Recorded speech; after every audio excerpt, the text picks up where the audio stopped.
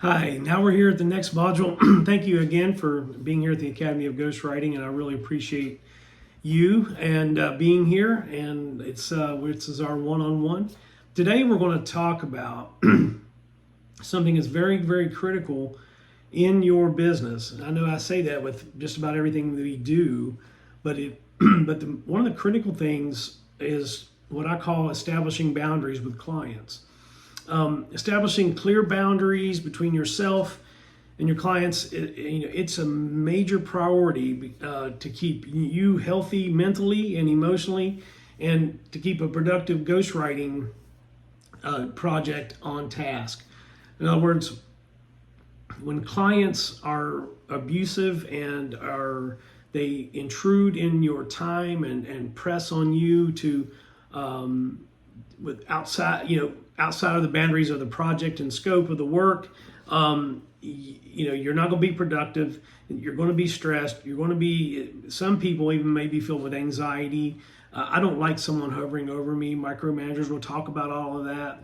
But when someone goes outside the boundaries and starts to become aggressively and become a pest, it's time to protect yourself and protect the relationship, so you and the author can make sure the book project is completed. So one of the first things you'll do when you're meeting new clients, and say you've signed up a new author, you want to set the project scope boundary. And what this defines the scope of your services right from the start. Outline it all, everything that you do. Don't add anything extra that you're not willing to do. When I first started my ghostwriting career, I was doing a lot of things helping authors actually publish their books, and I actually do not mind doing that today, but I do put it in my statement of work, and we'll talk about all that later on in the course. But in my agreement, it outlines exactly what I'll do, and I have found that I only do certain amount. You can do a lot of things and not get paid for it. It ends up being a lot of extra time, effort, and time that takes away from you working with another client. So project scope boundary is really important. So you want to draft it in. You want to draft it up in your statement of work or your agreement, and outline, what it takes, what you're willing to do with your manuscripts, drafting the manuscripts, whether you provide editing services, or if you're going to edit it and then let the author take the editing process on their side, put it all in writing. And then also, basically you want to put a project scope on, the creative input that you're going to receive from the author, and the permission to give creative input from you as a ghostwriter. All of these, everything has to be put in writing. So, and this is one of the first ways to set up boundaries and to show you're a professional is by doing these things and putting it all in writing, setting that boundary and tone. The second aspect to setting boundaries is setting up a clear communication plan with your author. Everyone's schedules are different. Your schedule's different. Their schedules are different. So you have to coordinate, time zones, and of course you're dealing with most often you're going to be dealing with busy professionals. Of course, everyone's busy. So at the onset, you want to set up a clear communication channel or communication method or plan. This is where you and the author decide on the method of communication, what they're comfortable with, what you're comfortable with, whether it's through email or through video calls like Zoom or Google Voice, whatever that is, or even in-person meetings. If someone's local, you can meet in a coffee shop and record the sessions, whatever is the author's comfortable with. Now, I personally, being an introverted ghostwriter, admittedly, that I am more in tune with being in my office and meeting an author on Zoom and not have to travel around the country to meet them. Now, I have done that. I've traveled to Chicago and even North Carolina and meeting, and Miami and different places to meet the author in person. But I prefer to work from my office within a controlled environment with controlled, equipment and controlled methods in capturing recordings and studying. Again, goes back to the voice capture and studying the author and what I need to do to capture their voice. But again, we're talking about timelines and time zones. So designate communication times, set boundaries. I had one author that would email me or text me in the middle of the night, 2:00 in the morning, going way past the boundary of the contract, and it became a true troublesome thing, and I had to nip it in the bud. And it got a little ugly at first, but we worked it out. But again, if I had, this was new early on in my career, if I had known what I'm teaching you today, I wouldn't have had that issue. I wouldn't have had that problem. I would have set a boundary and expected the author to adhere to it. So designate communication times. This way, this ensures you and your clients can maintain this healthy work-life balance, with the project. Because let's face it, we're all busy. You're busy. You're going to be busy. If you're not busy yet, you will be. And you just can't be at an author's beck and call. That's not what you're asked to do. You're asked to provide quality manuscript writing, not be their servant, and not to answer every single question at every second and hour of the day. That's it. You'll drive yourself nuts if you adhere to this kind of thing. So with the communication and then setting up your, the expectations of the project, the scope of the project, one of the next things you want to do is you want to set up your confidentiality boundary. And what that is an important boundary that will establish the division of credit to you and the confidentiality aspect that you and the author will adhere to throughout the project. So here's where you make it clear to your clients that as a ghostwriter, your role is to remain anonymous behind the scenes. Emphasize the importance of that you'll maintain that confidentiality, and then you have to assure them in writing and verbally that their ideas, stories, thoughts, concepts will all be protected and held in confidence. This is probably one of the most important aspects of your job, besides capturing the voice of the author, is maintaining confidentiality. Hence the word ghostwriting, being a ghost, being invisible, not being seen. This, by maintaining confidentiality and setting it up with an author right off the bat, shows your professionalism and maintains your integrity in the profession of ghostwriting. Because if you are known to let things slip out, private things, you could land yourself in hot water, legal issues, and then you can also tarnish your relationship and almost guaranteed to not work in this business very long if you do that. The next step in setting boundaries is boundaries on expectations of payments and your terms. Besides the confidentiality, it's essential to negotiate your payment terms, which you're going to do, and your contract, and make sure that the contract protects both parties involved, especially you. A lot of people forget that. Yeah, you're trying to make a contract to protect the author, but you have to protect yourself as well. You got to clearly write down your rates, clearly include any additional fees for revisions or consultations even. If an author asks you to meet them outside of the project scope and you're very busy, but they're adamant about doing that, then let them know, hey, I can do this, but I'm going to charge you $100 for the hour. Make it worth your while. Don't just do it for free. And I'm not a big advocate on charge nickel and diming here and there, but it is your time, special, and you need to protect that. And this is part of setting boundaries in the business. So by outlining all these details, your financial boundaries, when you're going to expect payments, milestones, whatever you work out, because we're going to talk all about that in contracts and fee pricing in the course. This way you can avoid any potential misunderstandings or conflicts, down the line. It's really critical that you do this. Because as your business grows, you're going to find yourself, again, talking about juggling multiple projects simultaneously. Like currently at this moment, I'm working on 4 different books, and I have to maintain my organization. I have to maintain my momentum. I have to maintain my energy, and I have to keep the projects moving forward, making sure that everyone, including myself, is on track.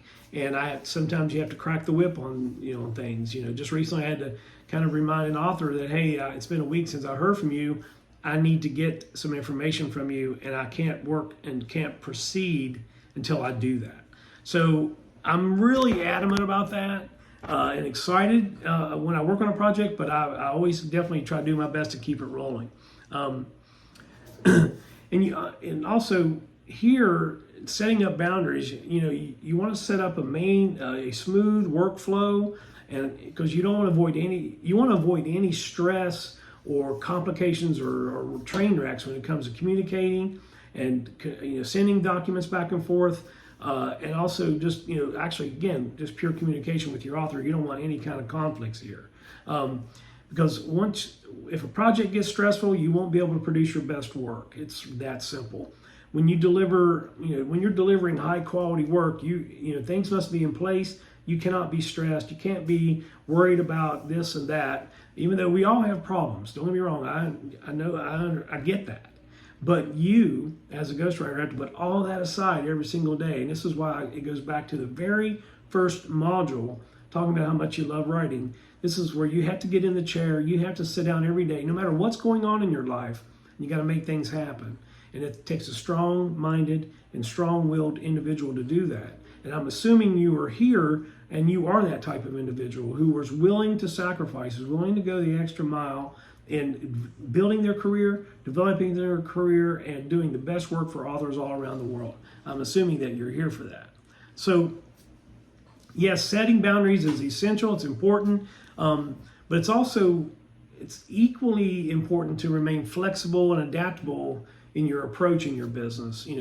Again, every client's different. Every client has unique needs and preferences. So be open to negotiations and adjustments within reason to set up a common boundary about the project that you're comfortable with.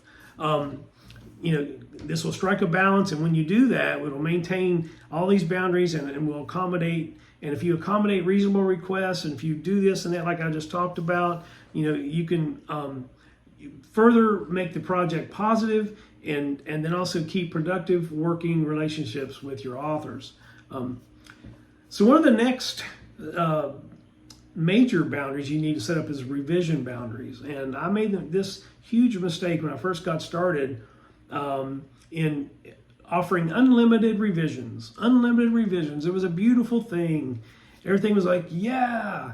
But the authors that I started working for really run me through the coals. There was one author that I wrote a book for, and we had over 23 revisions of one chapter. I'm embarrassed to say it, but I did it, and I didn't know how to stop it. So that taught me, I used that failure as a learning method to teach me what not to do. So I vowed that I would set a boundary on revisions. So it's imperative to establish limits with your revisions. If you plan on moving a project forward, trust me, having boundaries with revisions is essential. So clearly communicate to your authors the number of revisions that you are willing to do. Include that number in the statement of work and agreement. That's what we're going to talk about later. You'll learn all about it. But include that number in that. If an author demands more, then negotiate that. But do not offer unlimited revisions. I promise you that you will drive yourself crazy, and they will take advantage of it. It's just a guarantee. So don't be succumb to, I can do it. It'll work better for me. No, it won't. I know what will happen, and you will end up miserable, guaranteed. Yes, having this in place, this boundary revisions, will prevent endless revisions, of course, and it because those things can hinder your progress, slow down the project to a snail crawl, and plus cause stress and impact your relationship and productivity. It all goes and works together. One of the next boundaries that I find very, very important is personal and protective boundaries. And what I mean by that is, besides setting these other boundaries with your clients, you can't forget to establish personal boundaries. And what I mean is, again, you want to be able to put your work down at 10 o'clock at night or whenever you stop, and you want to have that privacy. You want to know that you're not going to be bothered, because it's easy to get caught up in the author's world and the work. I know I find myself getting lost in the work sometimes, and a lot. Matter of fact, I find myself looking at the clock like, can't believe a whole day is gone and I've been here on this project. But that's when I know I need to set it aside and take the time for me. And that also includes you as a ghostwriter. You're trying to capture other authors' voices, other human beings' voices in the writing. You can never forget yourself and your voice. It is essential. I promise you, it is essential to work on your own writing. Even if you're working on multiple projects, make sure you work on your own writing every day. Matter of fact, I write my own books for my own self, and I'm currently writing a memoir about my days in a heavy metal rock band in the 1980s. Really excited about that memoir. That memoir is tough to write. There's some painful things that I'm going through with that, but every single day I'm reminded of who my voice is, who Jeffrey Mangus is. And that's what you have to do. You have to remind yourself who you are, because writing is where you find yourself in places that you didn't know you were. And it's really important for you to, of course, maintain sanity, maintain your voice, and that way you can differentiate your voice from other authors' voices out there. So practice that, make it a priority in what you're doing. Another boundary that is extremely important, kind of goes back to one of the early boundaries, is availability boundaries. Consider establishing boundaries about your availability and working hours. Again, you want to, the author, if needs to get a hold of you, they need to understand they can get a hold of you from between 10 and 5, whatever that is, 11 to 3. Don't talk to you in the mornings, don't talk to you in the evenings. I personally let all my authors know that the morning time between 6 and noon is precious time for me. That's my work time. That's my writing time, the creative time. So I hold and protect that dearly, those morning hours. But afternoon is when I'm able to be reached to. I answer emails. I work on marketing things. I work on blogs, articles, and also just maintaining organization in the files for the projects that I'm working on. The afternoons are work for that. And then evenings are, again, goes back to, evenings are dedicated to personal work, personal books, research, all of that. And then reading, whatever niche I'm working in, I read books on that. And then also just pleasure reading, fiction. I love thrillers. I love diving into that. Those are what the evenings are for. Before I even turn on the TV, these are things that we do and I do to maintain my business. And I'm not saying you have to do this, but these are just things as suggestions that will help you build your ghostwriting career. Sometimes there's sacrifice and you just have to do it. But so, communicate with your authors, set your working hours and response times. Let them know that if they send an email in the morning that you'll get a response, they'll get a response in the afternoons. Don't let them think that you're going to email immediately when they write you. Don't do that. Again, it goes back to micromanaging and someone hovering over you, and you'll drive yourself crazy doing that. So, but as you work in your ghostwriting business and as you learn from this module, just understand that boundaries are essential, and they are, the way to restrict or limit you to the author, and the author, it's a collaboration, the same thing, but this allows you the freedom to live, the freedom to do your work cohesively without stress, and also sets a professional boundary on the whole book project.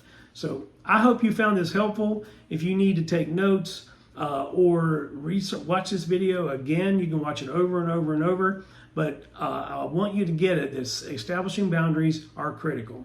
Let's move on to the next module. Thanks, guys. Take care.